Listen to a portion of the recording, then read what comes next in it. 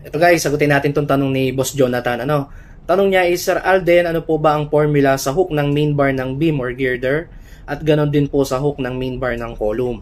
Actually sir, doon sa set of structural plan, kalimitan doon may naka-attach tayo doon na table of lap splice, development length, at saka anchorage length. Nandun yon, Ngayon, to answer your question, kung ano ba yung formula doon sa hook ng column, ito yung ginagamit natin. Ito, yung hook and hook ng column natin, ginagamit ko dito, 18 dB. Okay? Yung dB is yun yung diameter nung main bar natin, nung column natin. Okay? Sa beam naman, sir, actually, syempre kailangan mo dun yung development length, kinumpit ko siya gamit yung formula na galing sa NSCP.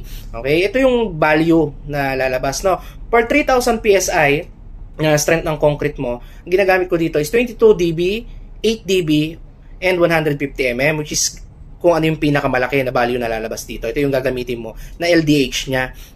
Pero doon sa hook, 18 dB pa rin yung ginagamit ko doon. Okay? Same as dito sa 4,000 PSI at saka sa 5,000 PSI.